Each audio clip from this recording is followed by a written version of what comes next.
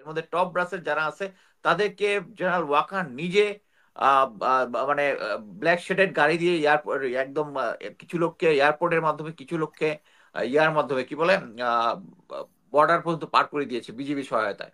অনেক আগে যে পালিয়ে গেছিল লেফটেন্যান্ট জেনারেল মুজিব, শুনলে অবাক হবেন যে সে ভারতের সাথে মানে কতগুলা মানে বিজনেস করতো, যেটা আনলাইক লেফটেন্যান্ট জেনারেল। এই যে গরু চোরাচালানের যে ইয়াটিয়া, এই সমস্ত বিজনেসের সাথে সে জড়িত ছিল।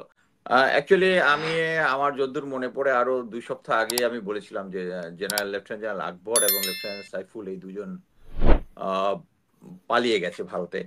এবং আমরা সবাই জানি যে এর আগেও আমি এটা নিয়ে ডিসকাস করেছি, এবং যে গুম কমিশনের যে আহ, আহ, লিটন ভাই, যে নূর খান লিটন, উনিও জিনিসটা বলেছেন যে ইনডাইরেক্টলি বলেছেন যে তারা ক্যান্টনমেন্টের ভিতরেই থাকবে। বাট এটা আমি জানি যে এটা সেনাপ্রধান প্রেশার দিয়ে যে তারা ক্যান্টনমেন্টে থাকবে, যখন তাদের একটা আন্ডারস্ট্যান্ডিং হয়েছিল গুম কমিশনের সাথে, যে তাদেরকে যখনই আদালত বা ইনভেস্টিগেশনের জন্য ডাকা হবে তখন সাথে সাথে তারা যাবে। এরপরে মাঝখানে আপনার যদি মনে থাকে যে হঠাৎ করে একদিন নিউজ বের হলো যে আহ, আহ, Saiful Alam arrested, lieutenant Saiful Alam arrested.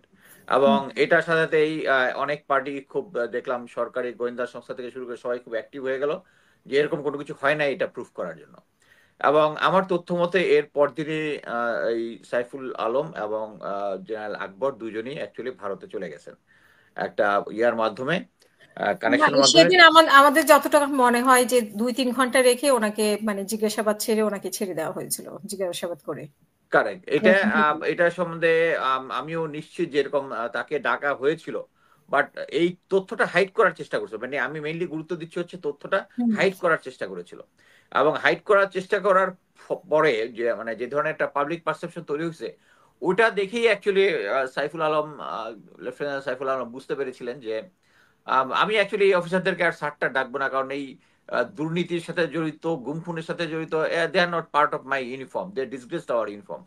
তো এরা যেটা করেছে, আহ, এরা পরবর্তীতে যখনই দেখেছে যে এটা পাবলিক ভাইব তৈরি করেছে এবং আমরা যারা অ্যাক্টিভিস্ট আছি তারা এটা নিয়ে কথা বলছি, তখনই সাথে সাথে সে পালিয়ে গেছে। এবং আহ, আমি জানি না বাংলাদেশের মানুষ বা সরকার কেন এখনো বুঝতেছে না যে এই যে 626 জন যাদেরকে পালিয়ে যেতে সাহায্য করেছে, এর মধ্যে টপ ব্রাসের যারা আছে তাদেরকে জেনারেল ওয়াকার নিজে মানে ব্ল্যাক শেডেড গাড়ি দিয়ে এয়ারপোর্ট একদম কিছু লোককে এয়ারপোর্টের মাধ্যমে কিছু লোককে ইয়ার মাধ্যমে কি বলে বর্ডার পর্যন্ত পার করে দিয়েছে বিজিবি সহায়তায়।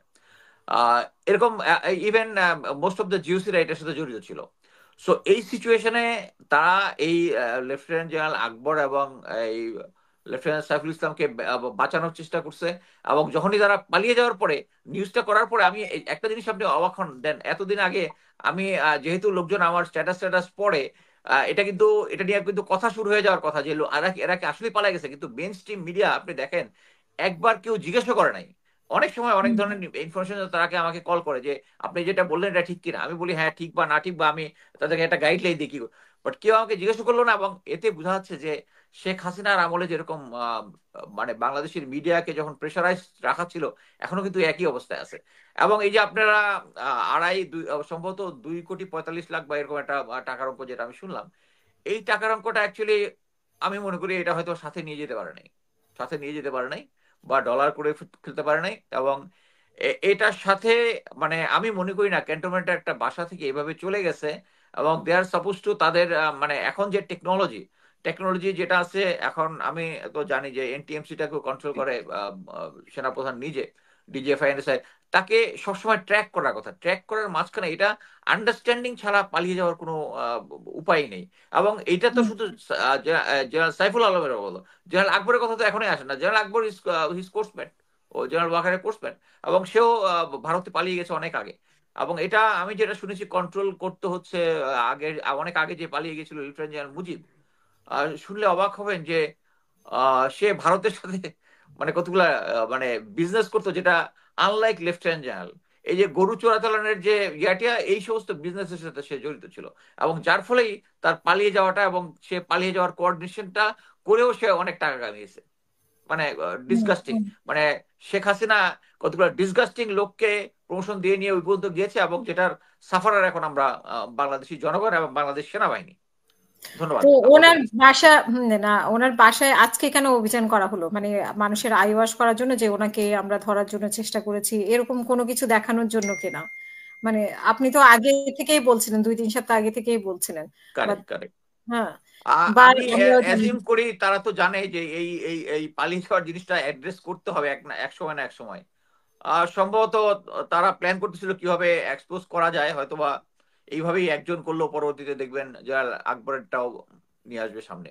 এই ফান্ড রেজিং নিয়ে একটা বলতে যাচ্ছি, সেটা হচ্ছে আমরা অ্যাকচুয়ালি বিএনপি কে ভালো কাজ অতীতে করেছে এবং তারাই এখন যোগ্য দল, কিন্তু সেই সাথে আমরা চাই একটা শক্তিশালী বিরোধী দল থাকুক, আমার অ্যাসেসমেন্ট আমি আগেই বলেছি।